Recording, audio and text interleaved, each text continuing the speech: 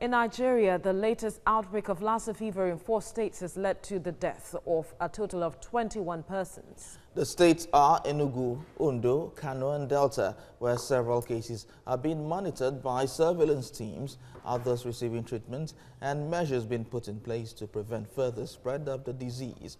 For now, Kano State has the highest number of cases being investigated, with Commissioner for Health Aminu Shanyawa putting the figure at 292.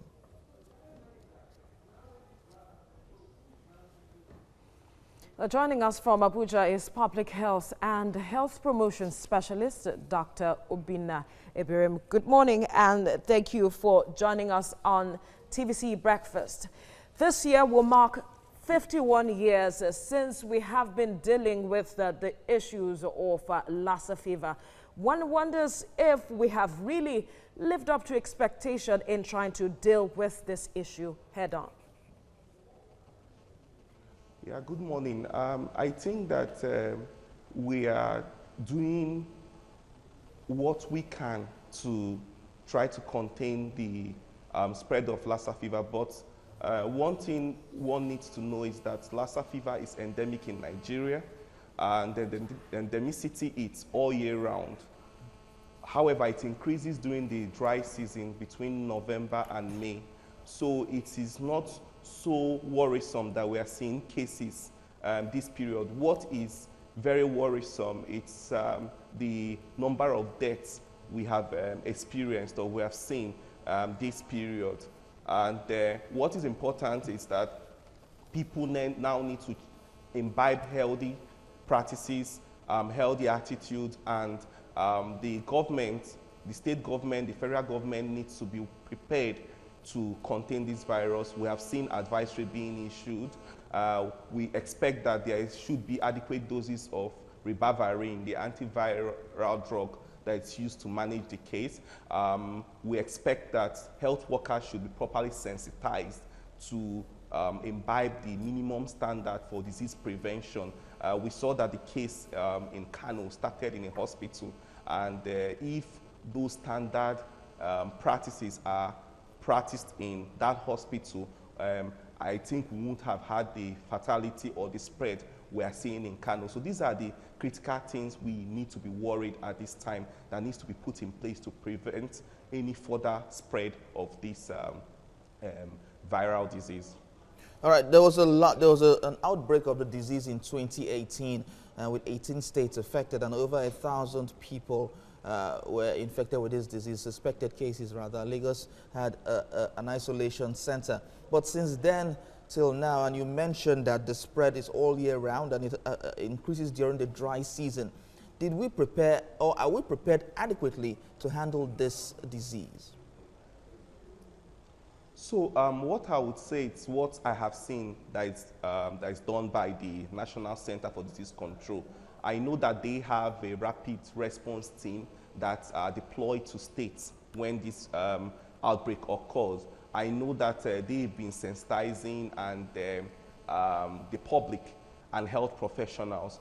I think that we need to then move to that next level where all of us as Nigerians need to imbibe healthy practices. So people still eat bush rat, and this is the major vector that carries this disease.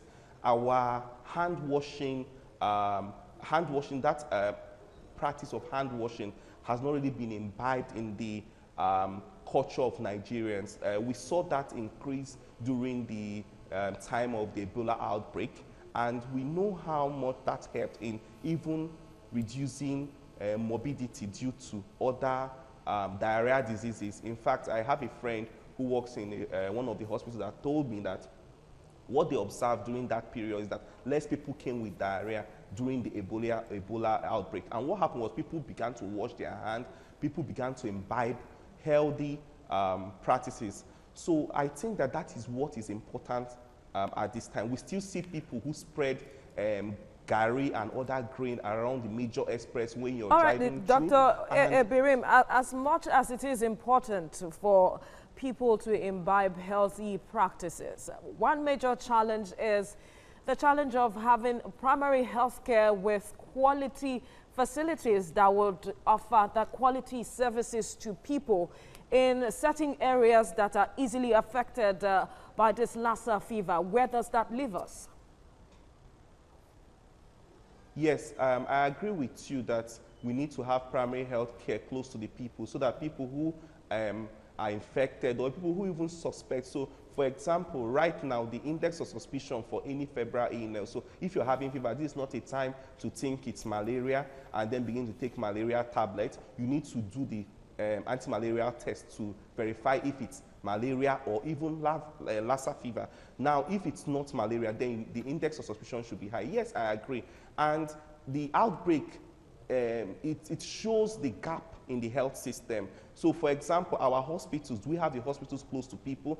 Our hospitals, are they imbibing that standard disease prevention protocol? So, ensuring that the place is well spaced, the proper disposition of sharps and needles, health workers, are they washing their hands and dispensing their hands after attending to patients? So some of these things, when they happen, they show a gap in the health system. And yes, it's important that we need to ensure that there are primary health care centers close to where people are. So when people are sick, they can have access to health care. We need to sensitize our health workforce and build their capacity to know how to prevent diseases so that by doing that, we can contain outbreaks when they occur. So I agree completely with you that we need to revitalize our primary health care. All right, Dr. Obinna Ebirim, we'll leave it here at this time. Thank you for speaking with us.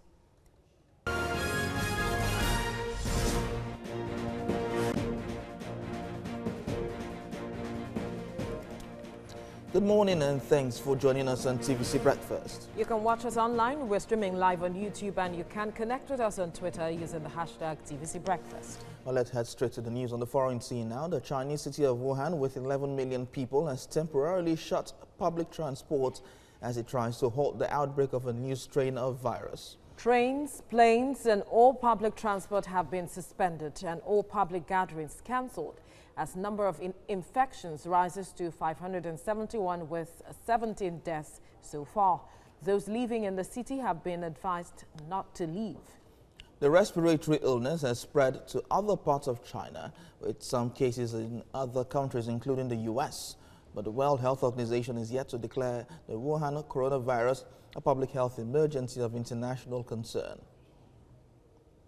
In Nigeria, the latest outbreak of Lassa fever in 4 states has led to the death of a total of 21 persons. The states are Enugu, Ondo, Kano, and Delta, where several cases are being monitored by surveillance teams.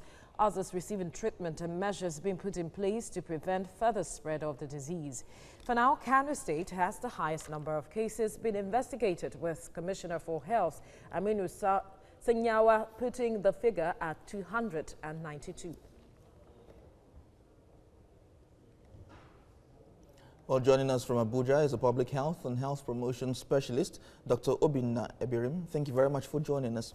Now, in all of this, what measures do we have to put in place to forestall this epidemic, this outbreak of Lassa fever, especially in future?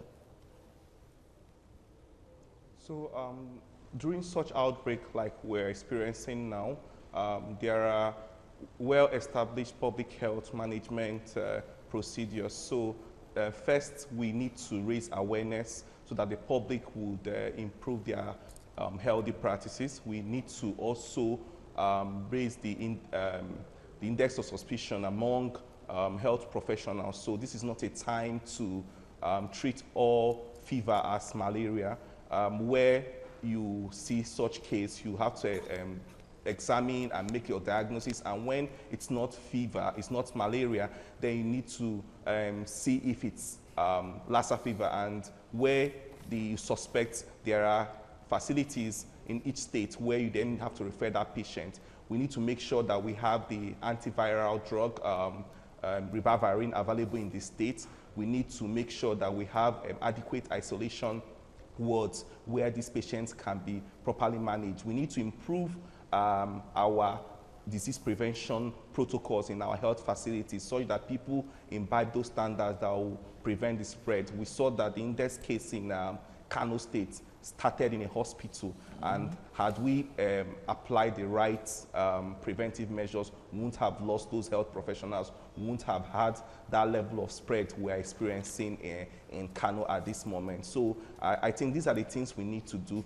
both from the government side and from the masses. These are things we need to improve our healthy lifestyle and make sure we have a robust public health management system in place to contain this virus. All right, we see that in China, Wuhan City, where we have the coronavirus, there has been calls for restriction of movement. Should we be doing that in Nigeria as well, looking at how the Lassa fever is spreading across states? So the coronavirus and the Lassa fever, they are quite different in the way that they spread. So for Lassa, we know that it spread from human to human through infected person touching the fluids and the body fluid of infected persons, and from animal to human when you either ingest rat or rat-infested food, or even try to touch the bodily fluid of rat. So that is it. For the coronavirus, a lot is not known about person touching the fluids and the body fluid of infected persons, and from animal to human when you either ingest rat or rat-infested food, or even try to touch the bodily fluid of rat. So that is it. For the coronavirus, a lot is not known about this virus, but we know that it is it belongs to the group of viruses that are airborne. So that's why it's very difficult to contain. Imagine if the infected person then coughs and people then have to inhale the droplets. So in that case, you need to really put a stop on movement, restrict movement. But for Lassa fever, we don't need to do that. What we need to do is to make sure that for any suspected case, there is adequate contact tracing, there is adequate management using ribavirin. People are isolated, and those that are have been suspected to have contact within their space are well managed. So that is what we need. The public health management for the two cases are quite different, and we don't need to do what is being done in China. I'm happy with what I'm hearing that about our airports being people being checked when they are coming in. I think that's all we need to do at this point to make sure that this is not spread from China and some other countries. All right, where we are seeing quickly, before we let you go, the medical director for Enugu State, one of the hospitals in Enugu State is saying that people or Nigerians should avoid the consumption of soaked gari. Are there foods that should be avoided at this time? Yes, so it's important because you see that one cannot be sure how the gari we purchase in the markets is prepared. What we see in the expressway when we pass is spreading grains on the road. So those grains are prone to rat infestation. But other things we need to do is that you need to wash fruits and vegetables, because you cannot predict if there have been rat dropping on them. Our foodstuffs in the house, we need to then cover them properly in airtight container, so that if we have rats moving in the house, they won't then maybe defecate or urinate on them. So these are the things we need to do at this point to make sure that we keep our environment clean, to prevent rodents from littering around. And if we have food, we need to wash them properly before we eat. But more importantly, let us wash our hands. There is a whole lot we can prevent if we regularly wash our hands.